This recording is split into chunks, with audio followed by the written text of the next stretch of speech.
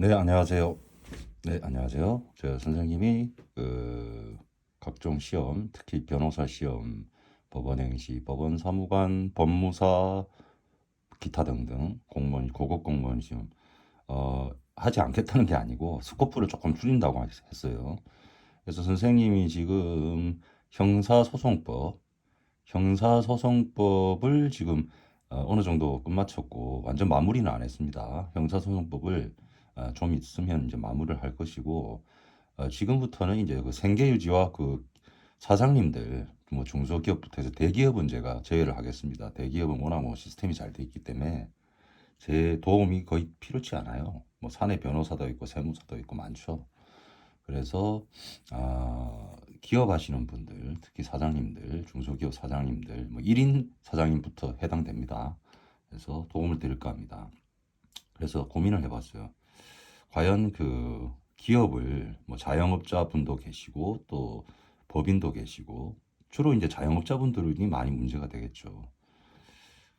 지금 코로나에다가 또 세계적인 경기 불황이 왔습니다. 금리를 또 미국 연준에서 올린다고 하죠. 뭐 5%까지 올리고 우리나라도 그 여파가 올 것이고 그러면 금리가 오르면은 이 부동산 시장하고는 정반대로 가게 됩니다. 뭐 다 알고 계시겠지만은 금리가 오르면은 우리가 그 부동산을 우리나라 같은 경우는 자기 돈으로 사지 않습니다. 거의 대출을 받죠.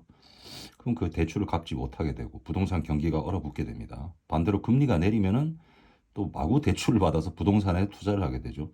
이게 참 역효과예요. 그러니까 어느 게 옳은지 잘 모르겠어 저는.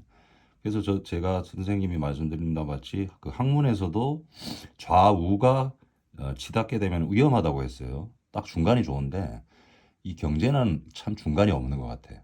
이 급락이 워낙 빠르게 회전돼서 뭐 주식이든 뭐 채권이든 부동산이든 여러 가지 금융시장도 마찬가지고 자 서두가 너무 길었고 우리 사장님들께서 기업을 이끌면서 여러 가지 걱정거리가 있어요. 제가 몇 가지를 한번 추려봤습니다. 선생님은 판사를 워낙 좋아해서 뭐 글자가 개발세발인데 이해해 주시기 바랍니다. 매출액이나 영업이익 이거는 제가 볼 때는 지금은 의미가 없는 것 같습니다. 왜 그러냐면은 모든 자영업자 또 대기업은 제외합니다. 모든 자영업자 또 중소기업 사장님들 매출액 영업이익 자기만 올릴 수가 없는 상황이에요. 다 힘들어. 그죠?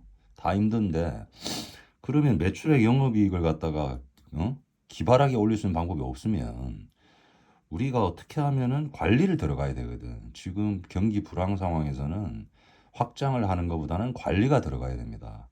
관리 경영이 되셔야 된다는 말씀이죠. 그래서 매출액 영업이익을 제가 X표를 해서 이유를 말씀드린 거예요. 그래서 관리가 들어가야 되는데 이 관리라는 것은 그 앞으로 닥칠 리스크에 대한 사전 예방이 중요합니다. 그래서 그 사전 예방에 대한 그 리스크들을 한번 적어봤어요.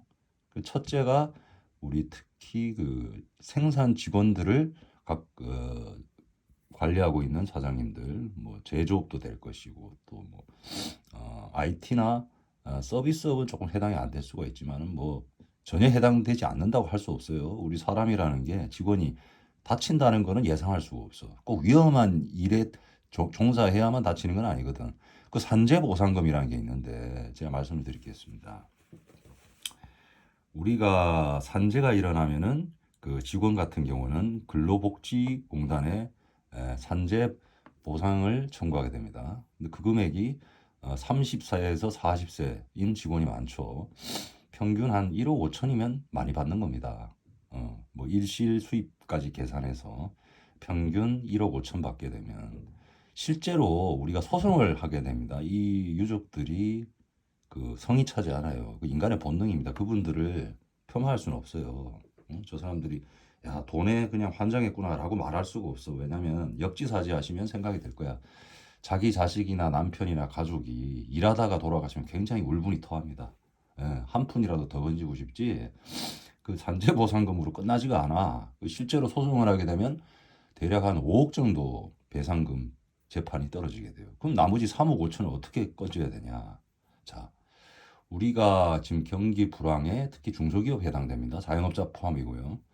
3억 5천 생돈이라는 거를 갖다가 대출을 받거나 할 수가 없어요. 왜냐하면 이 단기 채권이죠. 회계에서 단기 채무 유동자금인데 유동자금도 지금 미수금도 깔려 있고 말이죠. 그 직원 한 분이 이제 사망했다고 했을 때 굉장히 큰 타격이 됩니다. 이때 어떻게 우리가 대비를 해야 되냐 문제가 대두가 되죠. 그래서 여기에 대한 방법은 다양해요. 다양한데 제가 볼 때는 우리 현 제도 아래에서 가장 현명한 방법은 보험을 가입하는 것이다. 보험. 뭐 산재보험이란 이름도 있고 뭐 단체보험이란 이름도 있고 여러 가지 형태의 보험이 있습니다만은 이 산재 시에 사장님들을 보호하기 위한 보험. 나머지 3억 5천을 갖다가 커버할 수 있는 생돈 안 들이고 한 방에 생돈 안 들이고 우리가 당당하게 커버할 수 있는 보험이라는 제도가 있고 다음에 가업승계라는 게 있습니다. 가업승계라는 거는 우리 이제 사장님들 자연의 순리에 따라 제가 첫 시간에 말씀드렸어요. 자연의 순리에 따라 우리 인간은 죽음에 직면하게 됩니다. 이 슬픈 일이지만은 경제적인 입장에서는 슬픈 일이보다는 이 가업을 기업을 갖다가 남에게 줄 수가 없어 뺏길 수가 없어요. 피부치한테 줘야겠죠. 그 자손입니다. 자손한테 자연스럽게 승계를 해야 되는데 자 우리가 이런 일이 발생합니다. 뒤에 보면은 상속세 문제도 같이 맞물리게 되는데요. 우리나라는 세계 유례 없이 상속세율이 굉장히 높습니다. 금액에 따라서 최고 맥스 50%에 육박합니다. 그러면 가업 이런 게 있어. 삼성전자 예를 들게요. 삼성전자 이재용 부회장이 이제 경영권을 완전히 이전을 받았죠. 지금 이제 회장님이라고 부릅니다. 부회장님이라고 하면 안 돼.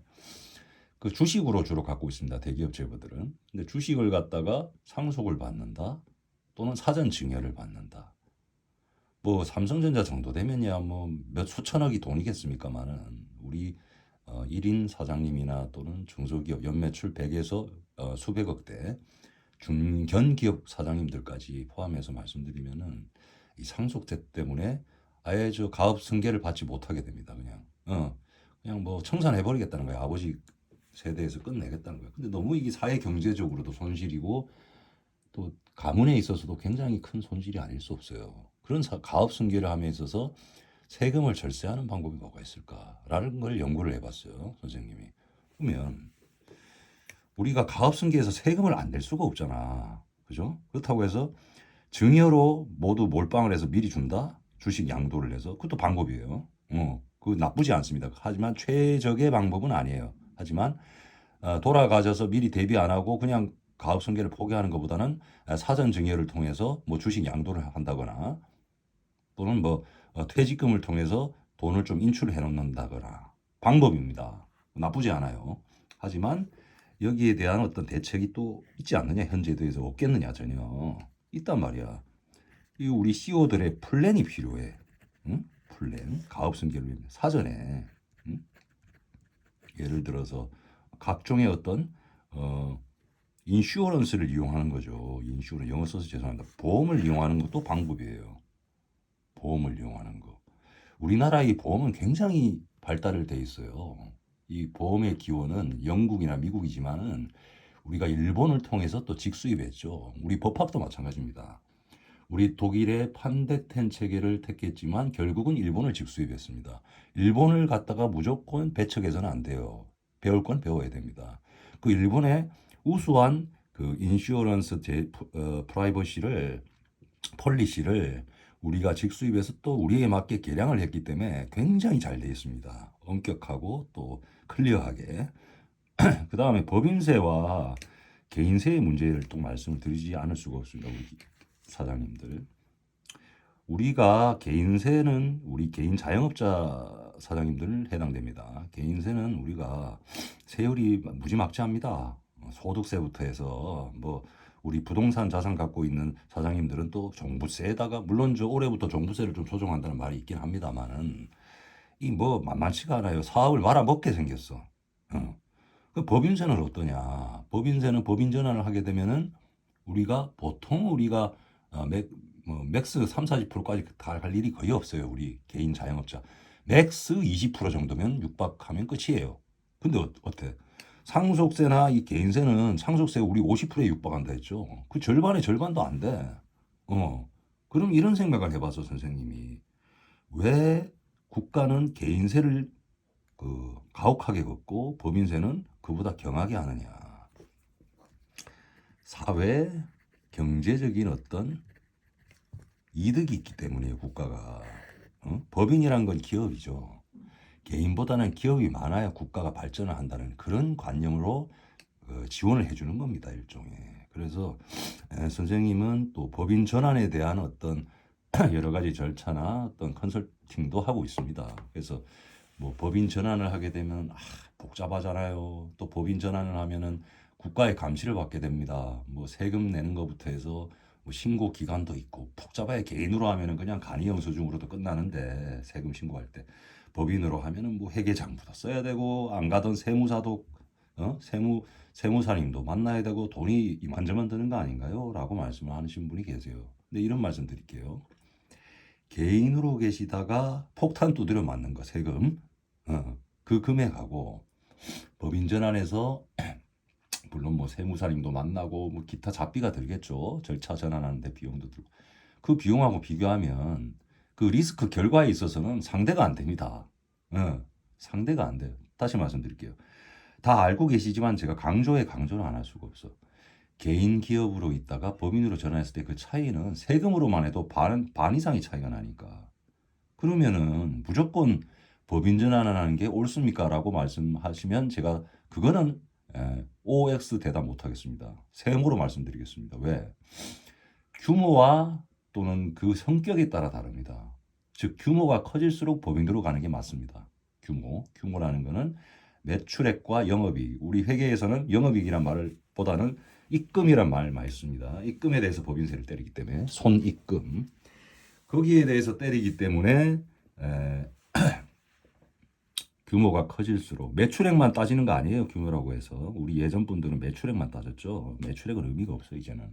알짜 기업이 되셔야지. 그래서 규모가 커질수록 법인 전환하는 게 유리하다. 두 번째, 성격에 따라 다릅니다. 성격이 자 법인 개인의 큰 차이가 뭡니까? 법인은 책임이 분리가 됩니다. 책임이 분리가 돼. 내 개인 재산과 회사 재산이 분리가 돼서 자 이런 게 있어요. 우리가 법인으로 가면은 우리 회계장부에 가지급금이라는 항목이 있습니다. 가지급금이라는 것은 본래는 그 회사의 영업 이해의 목적으로 이제 회사 돈을 빼쓰는 건데 과거에는 나쁘게 많이 이용되셨죠. 저기 이런 게 있어. 법인 전환했는데 우리 사장님들 관념이 조금 고치셔야 돼 이제는. 물론 그런 분들 없으시겠지 젊으신 분들은. 회사 돈이 내 돈이라고 착각을 하고 계세요. 그래서 마구 씁니다. 그걸 가지급금 명목으로 쓰다가 나중에 진짜 회사 재산이 바닥이 나는 거야. 뭔 말인지 아시죠? 부실 자산이 돼. 그 굉장히 위험합니다. 그리고 두 번째, 회사 재산을 내 돈같이 마구 빼쓰게 되면 형법상에 이것도 금액 커지면 특정경제가중법 적법 감옥할 때 맨날 말씀드렸죠. 그거에 횡령 배임이 될 수 있어. 감옥소 가신다니까? 그 주의하셔야 돼. 법인 재산하고 내 거 아닙니다. 그러나 개인 재산은 어때? 자영업자분들은 회사 재산이 내 재산이 맞아. 맞다니까? 이해하셨죠? 그래서 여기에 대한 관념이 정리가 되셔야 법인 전환이 가능합니다. 뭔 말인지 아시죠? 그리고 다음에 회계에 대한 정확한 지식이 있어야 법인 전환을 할 준비가 되신 거예요. 개인 자영업자 하실 때는 뭐 회계장부 같은 거 그렇게 엄격하게 쓰지 않아요. 간이영수증으로 대충 하죠. 무시하는 게 아닙니다. 현실이죠. 근데 법인 전환을 하시게 되면은 회사 재산은 내 재산이 아니다. 왜냐하면 상장이 되든 안 되든 그건 상관없어. 상장이 되면 더 피곤해지죠. 상장이 되면은 회계감사라는 걸 받게 되기 때문에 더 엄격한 통제가 가해지지만 저는 이제 상장 기업까지는 가지 않습니다. 제 설명은 비상장 기업인데 법인 전환하셨을 경우에 그 얘기입니다. 자 마지막으로 이제 상속세 얘기를 하겠습니다. 우리가 아까 말씀드린 가업성계하고 연결되는 부분인데요. 우리가 상속을 우리 죽음이라는 걸 예견할 수 있나요? 사고로 돌아가실 수도 있고 또 자연사가 될 수도 있어요. 죽음은 도덕적 종교적으로는 슬픈 일이지만 다시 말씀드려요. 우리 기업을 하시는 분들한테는 그 손실입니다. 특히 후계자가 지정이 안 되고 또 가업을 승계 안 한 상태에서 돌아가시면은 그 기업은 소멸하게 돼요. 그 대부분이 그렇죠. 그래서 준비를 해야 되는데 자연사로 해서 그냥 법적으로 상속 때리죠. 상속 때리면은 어? 그 세금이 이루 말할 수가 없어요. 그 세금이. 그럼 그 세금에 대한 대비를 해야 돼. 아니, 상속세를 내지 말라는 뜻은 아닙니다. 대비를 해야 되는데 그 대비가 뭐였어? 사전 증여도 답이겠죠. 근데 그게 100% 답은 아니라 그랬잖아. 뭐 보험이란 제도를 써주셔도 돼요. 보험이란 제도를 쓰셔도 돼. 근데 제가 이 자리에서 보험 판매를 하는 사람도 아니잖아요. 그죠? 보험이 만능은 아니야. 어, 보험이 만능은 아니지만은 말 그대로 보험이라는 거는 미래의 리스크를 대비하는 최적화된 수단이다. 이 말씀은 자신 있게 드릴 수 있습니다. 그래서 다시 말씀드리면 보험은 굉장히 우리나라가 다양해졌고 세밀해졌어요. 미국이나 일본에 뒤처지지 않게 됐습니다. 그래서 어, 평소에 적은 돈으로 미래의 큰 리스크를 대비할 수가 있어. 그래서 상속세 같은 경우는 여러 가지 보험이 있어요. 상속세 돌아가셨어. 그럼 돌아가셨을 때 종신보험이라는 걸 들게 됩니다. 우리가 대표적인 우리 보험이 종신보험이라는 게 있어. 종신보험이 뭐다? 돌아가셨을 때 나오는 돈이야. 그럼 보험은 크게 피계수라고 합니다. 우리 당사자를. 피가 피보험자. 요거는 저기 일반 시민들도 알고 계시면 좋습니다. 그다음에 계는 계약자. 그다음에 수는 수익자. 이렇게 세 명이 가장 핵심 당사자입니다. 물론 여기서 보험회사는 빠졌죠. 그건 당연한 거니까. 보험금을 주는 사람이 보험회사니까. 자, 피보험자는 뭐야? 보험의 대상입니다. 여기서 종신의 대상이죠. 돌아가시는 분이 되겠지. 계약자는 보험료를 내는 분이죠. 돈을 내는 분을 계약자라고 합니다. 단순히 계약만 하는 사람을 계약자라고 하지 않아요. 수익자는 그 보험금을 받는 사람입니다. 자, 상속세가 아버지가 돌아가셨어. 아버지가 기업을 하다가 돌아가셨는데 상속세가 무지막지해서 이건 뭐 차라리 안 받는 게 답일 것 같아. 그럴 수 있어요, 없어요? 있죠. 그때 종신보험을 들어놨단 말이야. 보험은 굉장히 다양하고 델리키트합니다. 근데 제가 대표적인 보험 하나 설명하고 이제 끝마치도록 할게요. 종신보험을 들게 되면은 이게 세금을 두드려 맞아도 아버지가 드러났어. 피보험자가 아버지야. 계약자도 아버지겠지. 수익자는 누구야? 아들이야. 또는 배우자죠. 그럼 보험금을 들어놨는데 보험금을 예를 들어서 한 구찌가 있지. 우리 사장님들이 1, 2억짜리 들겠어요? 한 10억, 20억 들겠죠. 자, 상속세가 5억이 나왔어요. 근데 보험금은 10억이 나온다네? 그럼 플러스 5가 세이브가 돼. 거꾸로. 당당하게 상속을 받을 수 있어. 근데 보험금을 안 들어놨다. 마이너스 5억이 되죠? 왜? 세금을 5억을 때려 맞으니까. 이런 제도가 있단 말이에요. 자, 오늘은 우리 자영업자분들 또는 중견기업까지 비상장 법인 사장님들 대상으로 우리 기업을 운영하면서의 이슈들에 대해서 어떠한 걱정들을 덜어드릴 수 있을까를 대략적으로 설명드렸어요. 앞으로는 좀 더 생생하게 하나하나 뜯어보겠습니다. 감사합니다.